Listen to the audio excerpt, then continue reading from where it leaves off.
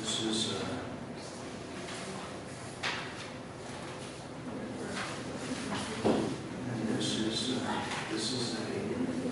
same matter from the inspection report. This inspection report.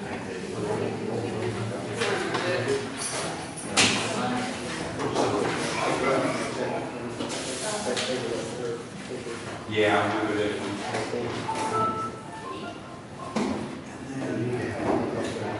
This is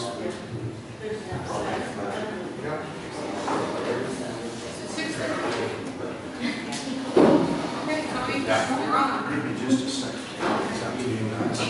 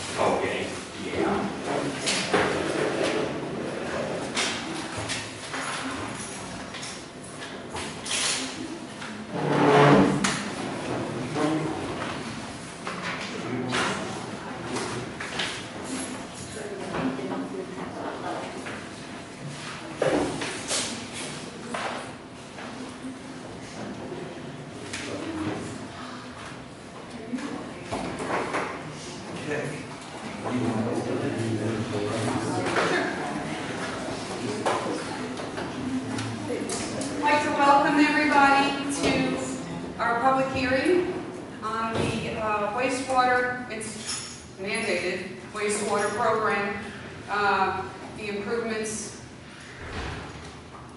Well, we've never felt that it was something that I think we're operating just fine now, but the EPA feels differently, and this is state and nationwide. It's coming, and we are prepared to meet this challenge. We're going to take Homeland's wastewater system to an even higher level, and Mr. Lerda, contractor, will explain the details of the program and what it means to the average homeowner as well as the average business person in Homeland. In case you don't know me, I'm Katie Barrett. I'm the chairman of the Board of Public Works. Okay. Appreciate everybody coming tonight. We had scheduled this as a public hearing. We received information from City Hall today that it may not be we may not have gone through proper procedures to present this as a public hearing. So in order to keep the ball rolling, because we have deadlines that we want to meet with the contractor that has presented the bid, we're going to go ahead and have the information handout tonight. We're going to log it as a public hearing. If it's not a public hearing that's up to standard, then we'll reschedule another public hearing and do the same thing again to whatever we need to conform to in that regard. The reason that we're here tonight, the public hearing purpose is a change in utility rates for the water and sewer system in Homeland, Missouri. And these rates have been the same since March of 2010. The basic reason or major reason for prompting this change is major capital improvement that we're required to make at the sewage treatment plant. We have to add on ammonia removal and disinfection to meet the 2011 permit for our discharge. And I have that permit here.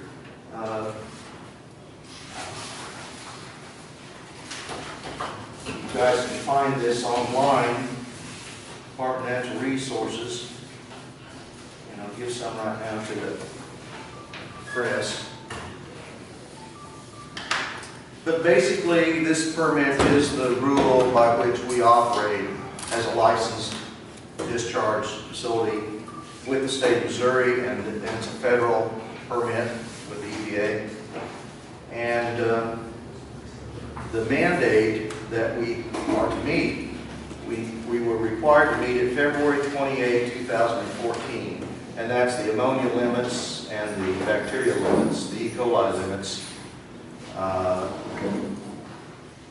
at that time. Now, when these permits, this is happening across the state, came into play all at once. Everybody got issued the permit, and there wasn't a reasonable, cost-effective way to remove ammonia to retrofit into all of the different types of treatment systems that they have. So the state's opinion is, you keep moving forward and researching and find the plan that fits you, and we will extend your permit date on that mandate. The purpose being they want quality discharge, not fast projects.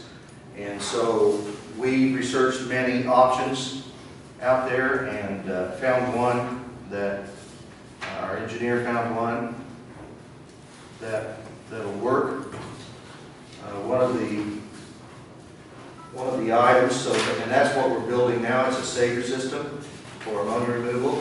We'll be putting in UV disinfection, ultraviolet. Recent confirmation that we have to do this isn't our choice. I took an excerpt out of a recent inspection. One of the unsatisfactory features listed since January 31, 2014, the facility has failed to comply with the effluent limits 9 times contained in Part E of the Missouri State Operating Permit, and that's the part about the ammonia removal. Mr. Alert stated during the time of the inspection, a construction permit for the addition of a Sager system, as well as UV disinfection, has been submitted to the department. The construction permit application was received October 23, 2014, and has been given the ID number. No further action is required for this unsatisfactory feature, which means they know we're building it. And so as long as we're doing that, they're happy. So we're not out of compliance technically by the grace of their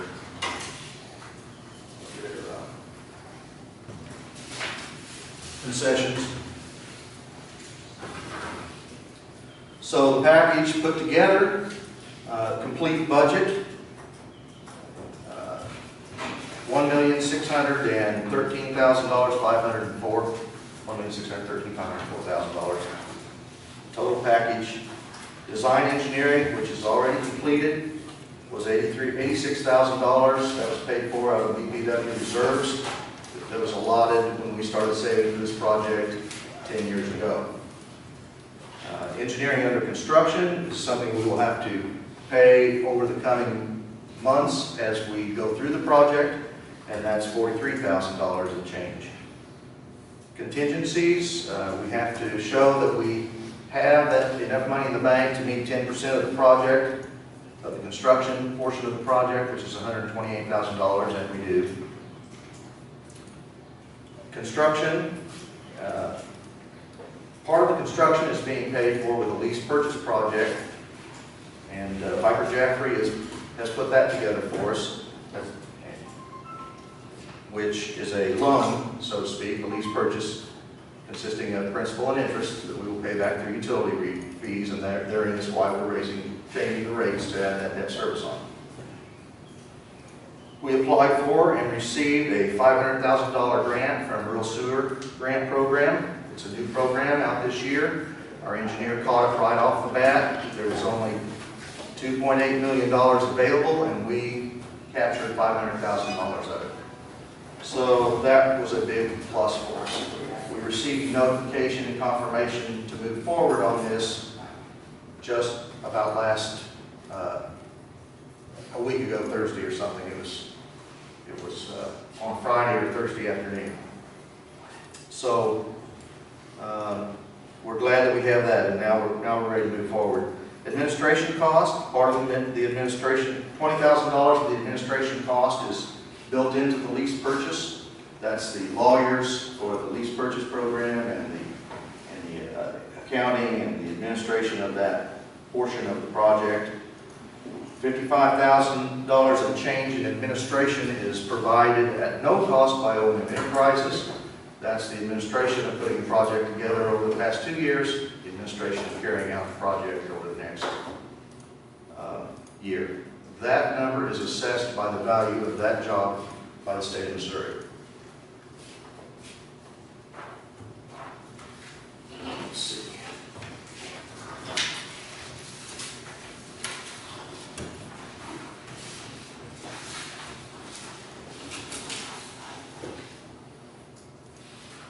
Now we'll get down to the rates.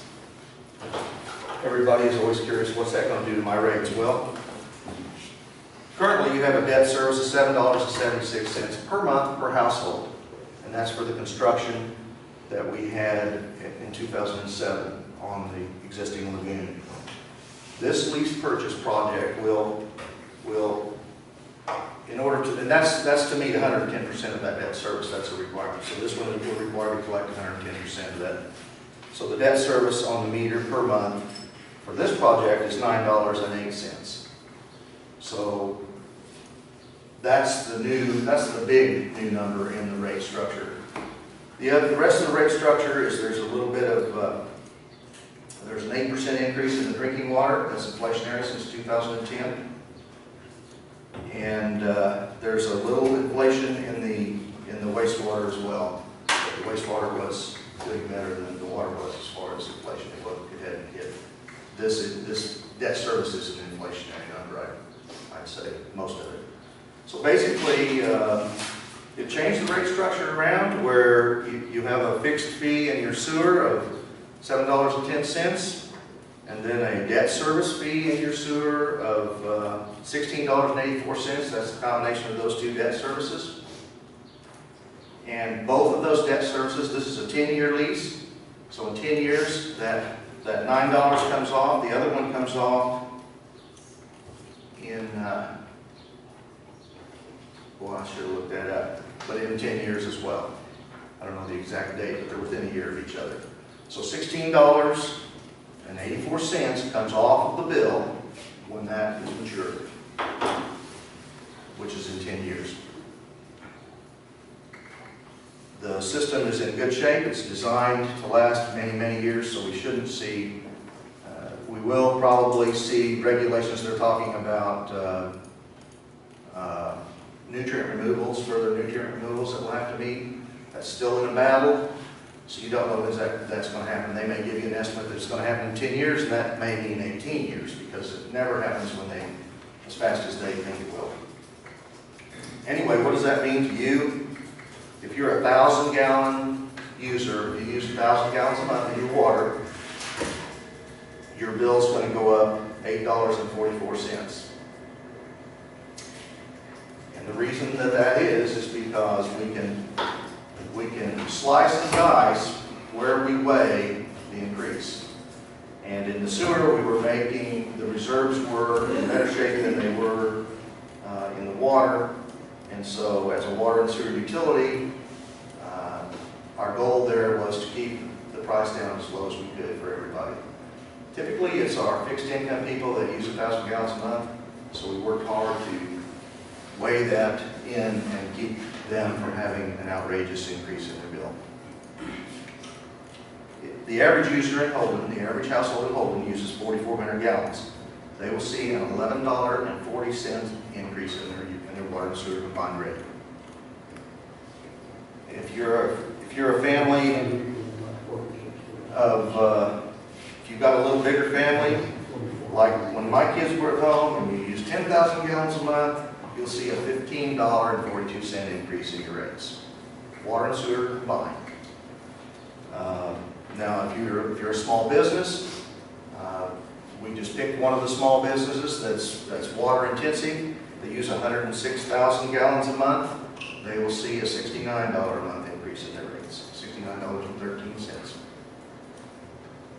So I can't say that, well, that's where we're at.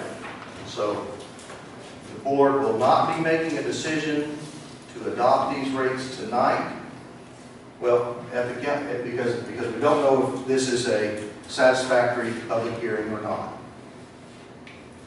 So I assume we won't be making that vote tonight, that we will have to have a special meeting, whatever the decision is regarding the public hearing status. Well, it has to be soon.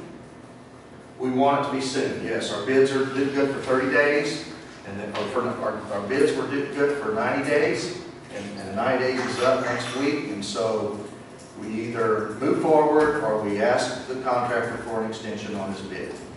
We had a very good bid come in, and I hope we don't jeopardize it here, but anyway, that's it. So the purpose of the meeting, of this hearing, is these utility rate increases, which they won't happen. They won't go into play until sometime in June, regardless if this is okay or not, because we will give the 30 days notice before we raise the rates. So it'll probably be July 1 before the rates go up, regardless of when we make the decision. So does anybody have any questions with that? Yeah. We haven't had an increase since 2010. Yeah. And we probably won't have any more for another 10 years, 5 years? Well, I can't say that because inflation dictates that. We don't have control of those things. One of the major contributors to this inflationary rate was power cost. The project itself is going to increase our power costs by $20,000 a year. And that's a considerable bite. Now, I've heard rumors of what power is going to do in the coming years, and you may have too. I'm not going to bring them out what the rumors I heard were, but if things like that come into play, they are a significant weight here. We don't have any control of that. Foreseeably, I don't see another regulation coming into play for 10 years that would weigh this. So the only thing would be inflation. One thing about our rates is when we did the project in 2007, we actually had that slated for 97, and it got put off for 10 years. If that hadn't happened, it would be paid for, and we wouldn't be raising rates for this debt service right now. We would just be rolling it over. Our goal here is before another regulation comes in, that we're able to do that. We're able to be out of debt where we can, even if we have to go into another debt service program, it'll probably be half of what the two-project debt service is here. So I can't say that absolutely, but thinking ahead, but one of the agreements that we had to build that lagoon was I&I is a big problem in Holden. Holden has clay tile collection system pipes. Many of our buildings and homes have rainwater directly plumbed into the sanitary sewer.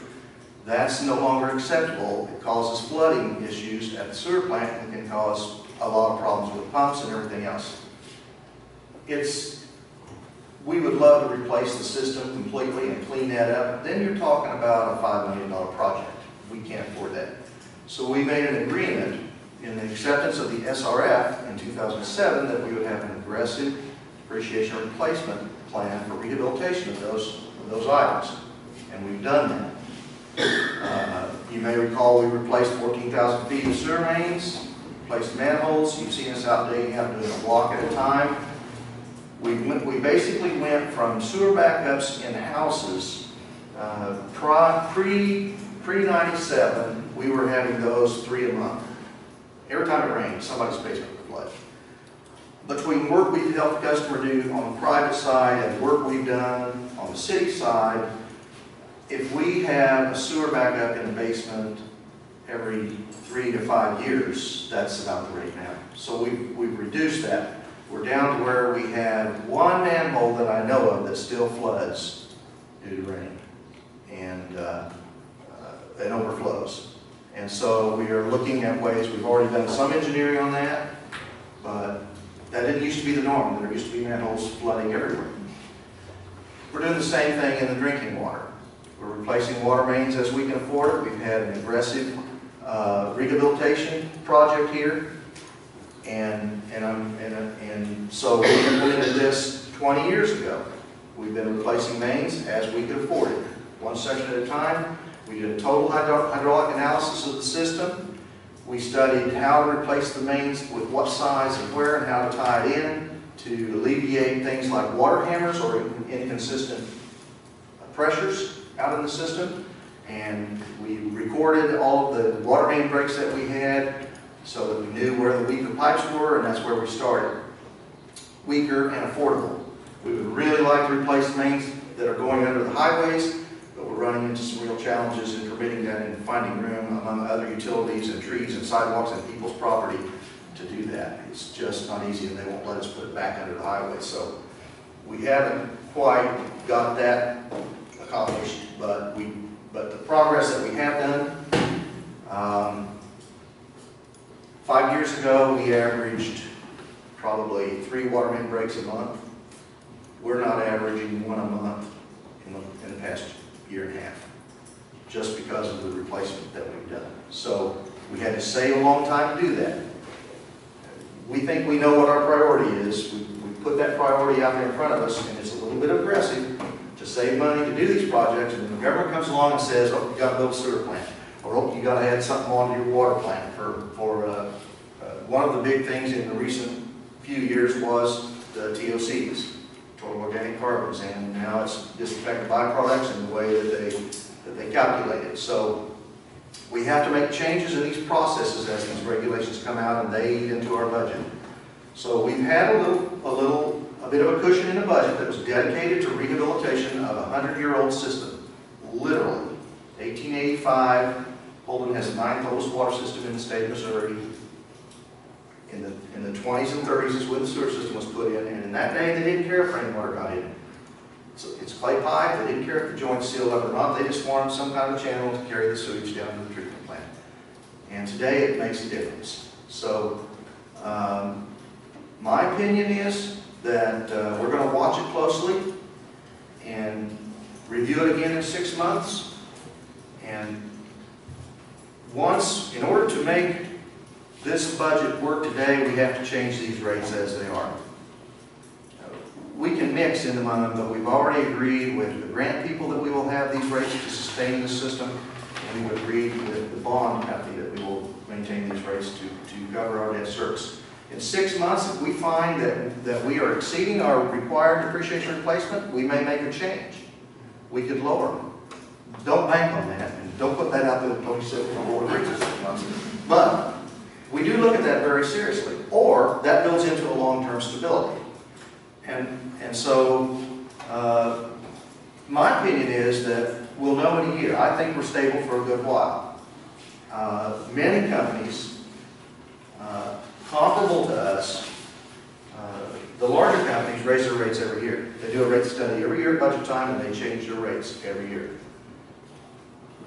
We probably should do that, but we don't. I mean, it would be a minor raise, but the hysteria that it creates isn't worth it. People get excited when you talk about a local rate change. They don't get that excited when their light bill goes up, except I do. But as a utility, we use a lot of electricity. So we're going to be looking, we've already talked about looking at alternate power sources to subsidize our plants for the future. So those are the types of things the board's going to be working on.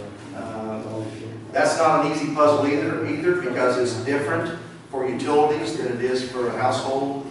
We see a lot of solar panels going up for households, and that's a relatively simple thing, but it's not that available for utilities. It doesn't produce the kind of power that we have to have. So that's it in a nutshell. Yeah, I think that we're going to be stable for a while. Would I say we can do it for 10 years? Possibly. Doubtfully, but possibly. I wouldn't say never, but it's hard to commit that 10 years out. We always plan 10 years out on what we would like to accomplish in the nuts and bolts of the deal, but it's hard to say what the inflation is going to do in this nation. I don't think anybody can predict that far out today in your investments. Any other questions? I might be done with that. Go ahead. So basically what you're saying, you're doing a lease purchase, but yet you're saying there'll probably be more rates coming. So basically the lease purchase, when it's paid off, that money will probably just go into operating expenses anyway. No, it won't. It will not go into operating expenses. The lease purchase, that debt service will come off of the rates at the maturity of that debt. Not if you got the rates up, if you raise the rates up. No, Larry, that debt service will come off of the rates. That debt service will come off of the rates. If we have an inflationary raise in between now and then, say 5 years down the road, we have an inflationary raise, that inflationary raise will stay there, but still in 10 years, $16. That inflationary raise is $3. That's So what you're that's saying is you $16. raise your rates like $17 in the next 10 years, then you're gonna take 16 off? Yeah, if we do that, yep. But I'm not saying we're gonna raise the rate $17. I'm not saying you are either, but I'm just saying, on the lease purchase part of it, you know, if We cannot take the inflation off, and we can't take off any new mandates. But that mandate, those two mandates, when they're paid for, that principal and interest payment comes off of the utility rate directly. It's a line item on your bill that comes off. It's like paying off your car. When you're done, you're done. Yep. Then it comes off your bill, bottom line. Yeah, and it's always been that way. Yeah. See, like when we built the water plant, we made the improvement that we had to make on it coincide with the same time limit, so it all came off at once. So you don't have a debt service on your drinking water now. but that was the bond. That was bond. This Same is lease thing. purchase. It's the same thing. Well, no, The it's bond is okay. different, and when the bond is separate. Kind of like our fire trucks, the bonds are separate, lease purchases are not separate. Yes, they are. The lease purchase is separate in the same manner. Lease purchases are figured in the budgets. No, lease purchase, that contract on that lease purchase is that amount as a line item in your budget and on your rate structure. There's nothing separate about it. It's a separate bank account. I mean, there's nothing melted in together. It doesn't mingle anywhere. It's totally separate, just like a bond. Dorothy? Yes, I've been hearing lately that there's 3 or 4 banks in town that cannot afford water. And I was wondering if you would make I don't know, the maybe lower costs for those who maybe that do not get over like $1,200 a month. And if you could figure that out, you know, everyone would be willing to do that. Because I hear they're leaving Holden because they cannot afford the water. And we don't want that in Holden. We want our town to grow. Yep. So if it's over. Well, I don't know where they're going because water's the same everywhere else. I'm afraid you're mistaken about that, but that's not what we're here to argue. Yeah, we would love to get water away. Just to help, I mean, let them pay what they can. Whatever we do. I don't know how you can do that. Well, the only way to do that is that those obligations have to be met. So if we want to give away for $1 to the people that say that that's all they can afford, then we got to put the other $7 on somebody else's bill. And when you do that, that turns into an unreasonable or an unfair balance to the big users. And the big users, say you take, we absolutely studied that, and we had it so that we were only raising the fixed income $3.40. But the guy with 106,000 gallons, his bill went up $230. That's a pretty good hit for a small business. And we've got a lot of restaurants, you know, laundromat, car washes, the school. We're paying, whatever any business is paying, they've got to pass it on to us as the customers. And so when you level the thing out, you know, you're only talking about $5 a month difference there. And for that person, where you say you got that guy down to a $70 a month bill. Well, that's still a pretty good lick on a small business. $70 a month is nothing to laugh about. And so that balance is hard to achieve. I can tell you that we're not the only community that's having this happen. And many of the small communities around that did not get the fortune, have the good fortune of finding that grant, their sewer bill is looking at $80 a month average. 80 to 125. This is real. There are many communities that are afraid to move on this because of that. And that's the best deal they got. So far, the government hasn't said, well, you don't have to do it because it's too expensive. You have to do it. Now, we're ahead of a lot of them. There's a lot of them that haven't accomplished this yet, and that's because they're still looking for a way to afford it. And they're not that far away. We can throw a stone at them right around here. You know, we're one of the only ones in Johnson County that's made this move already. And I don't know where Warrensburg is on this particular item, but I know that they have to do it too. Looks like there'd be some way, you know, you could help some of the people. Tony, I've got a question about Dorothy's point. I've noticed on some utilities bills, they have, would you like to donate $1 to a fund? Could we possibly do something like that on a person's water bill, like Dorothy? If Dorothy wanted to donate $1, add it to her bill. Yeah, we can certainly research that. I think that's more of an emergency type fund for utilities That would be than a cool. routine pay your bill for you. But utility rates, it's been no secret. We knew they were going to go up in the early 90s, and we told people that. These regulations were on the table in the early 90s. We knew it, and we tried to prepare for it as best we could. We tried to get as much of the system fixed on the way as we could. And here it is now, it's here. And we simply don't have a choice. It's just no different than anybody else. Yeah. Yeah, 2 questions. Does this increase, will that also increase the water deposits that people are paying? No. Not at this time, anyway. No, that's not tied to this at all.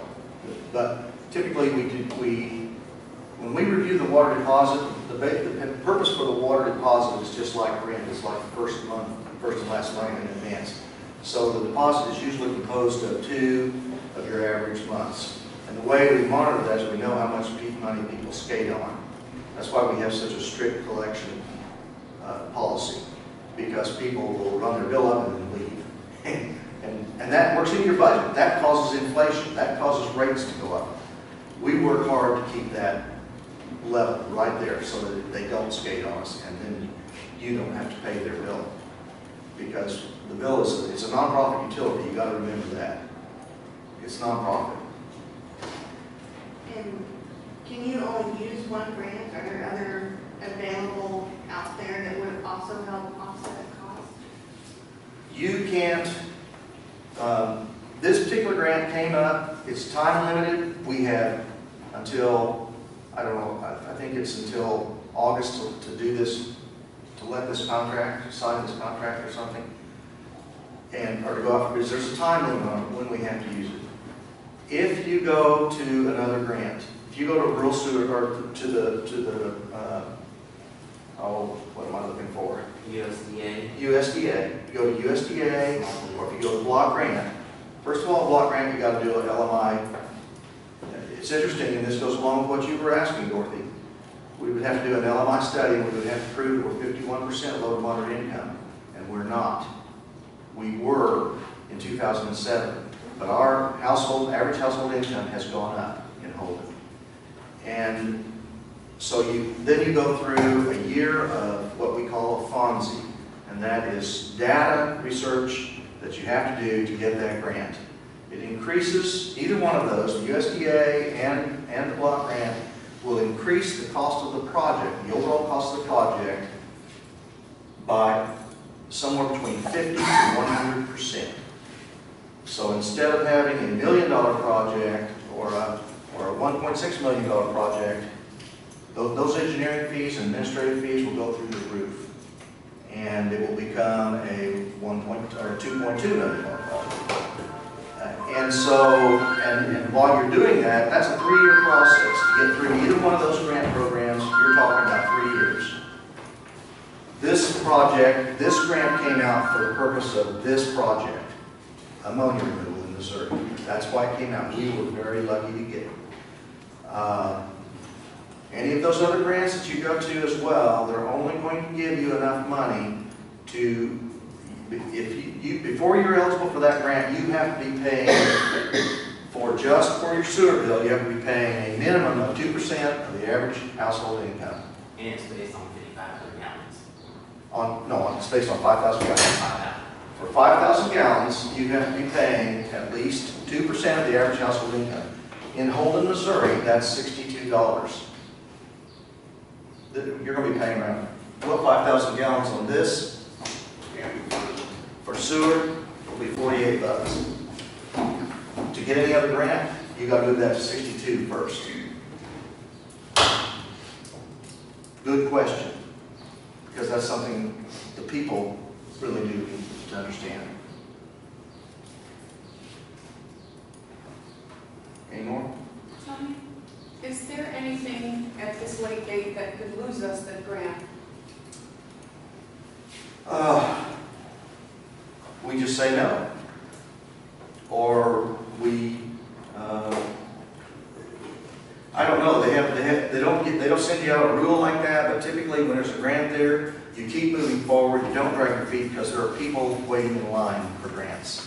So you be positive, you move forward, you do everything you can to be so appreciative of it and get the job done. This job's going to happen. We can pay for it with a $500,000 grant, or we'll end up paying for the whole thing. If you neglect to do your part, the state can and will fine you. And I can't say that this is in writing, but in what I've seen happen, when they find communities, they find them enough to do the project and then make them pay for it. They took the fine and went ahead and built the system for them. So they don't use grant money when they do the fining process. Go ahead, Rick. The total project is $1.6 million and some odd dollars. The construction grant is $1.2 and some million dollars. So those add-on costs that you shared earlier, one of those costs is $55,000 to oversee this project.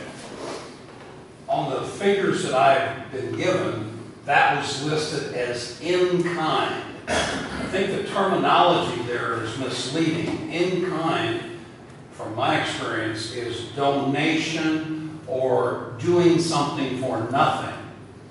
$55,000 is going to change hands from the rate users to O&M to oversee this project. No.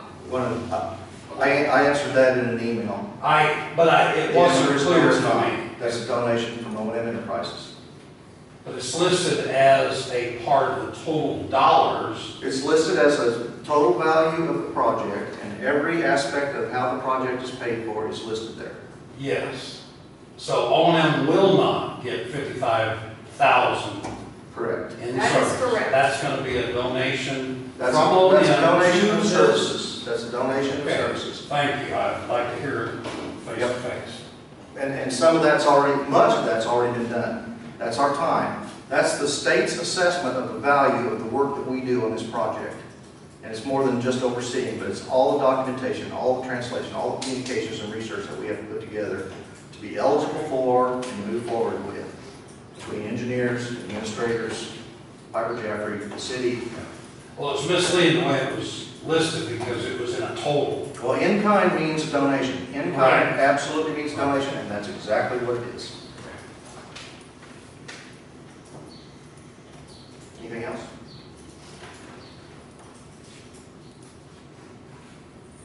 Well, maybe we can find a way as a community to call this a public hearing and move forward. If we don't, we'll see y'all back in a month or so. I think that's it, if there's no more questions. Why is it a public meeting? Why is it public meeting? Yeah, What's I'm the curious issue? about that also. Why, who determined? We received word from City Hall, from the city attorney, that we're conflicting with an ordinance that refers to a statute requiring a 30-day notice by the council of the public hearing. That statute and that ordinance both conflict with other statutes and other ordinances of the cities. So that's yet to be determined, but the word that we received was that we couldn't have the hearing tonight. We went ahead and we had it. If it pans out that it's not suitable, then we're going to do it again. But there's a state statute that says that the Board of Public Works sets the rates, period, that conflicts with that statute. That particular statute, I believe, is referring to if there was a private or a public sewer company or district that was selling that service within the city of Holden and charging the city of Holden for that wholesale, like a water district serving Kingsville. If they want to change their rates to Kingsville, they've got to give Kingsville 30 days notice in a public hearing that they're changing the rates so that Kingsville can raise their rates to their public. I think that that's what that statute is referring to, because earlier in the chapters of the state statute, the board, once you're the Board of Public Works, they set those rates, and usually they're dictated according to the budgetary standards that we're using. You have never put a public hearing notice in the paper when you have a public hearing? Yeah, we usually do. We received word on this. It was too late to get it in the newspaper, and we have a time limit by next Friday to meet the time on the deal. So we posted it all over town. Everybody knows about it. It's been all over. I mean, it's been the chatter. It's in both banks. So, and and the ordinance doesn't say that we have to. The ordinance says that we have to give them 10 days. The ordinance under the Board of Public Works says we have to give them 10 days notice before we raise the rates. And so we got the public notice out there. It was on the front page of the Star Journal, but we didn't put a public notice per se in the Star Journal, and it's too late to get it into the Holden when we learned that we had the grant. As soon as we had the grant, that's the whole thing, is trying to get the lease purchase and grant and the contract letting all to come together at once. And the grant didn't come to us until just last week. You know, too late to get it in the newspaper, so we put it out as best we could. If we have to wait 30 days, we'll have to wait 30 days. It's at Yoss Brothers and their bulletin board behind their locked. It's got a sacred key.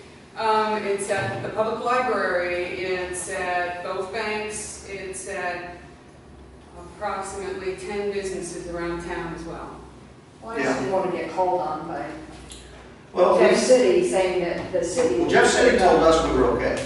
Yeah. Jeff City told us we've done our due diligence. We checked Jefferson City, and we were told we did our due diligence. We're not trying to sidestep anything, but. No, I didn't say you were, I'm saying. Oh, yeah, I'm not accusing you of saying I did. I'm just putting that information out there that we're truly just trying to move this project forward for the sake of doing the our citizens. job, so I'm going to make sure we're doing our job. Anything else? Wake up. I think that concludes the public hearing portion of tonight's meeting, so. Well, if it's for me, I'm not here. Thank everybody. If anybody's got anything, We really appreciate the questions. They were good questions. And there's the copies of the things. If you want any of them, you can get them at the plant tomorrow or at the office tomorrow. There's a few of them up here you're sure welcome to. Anything that's out there.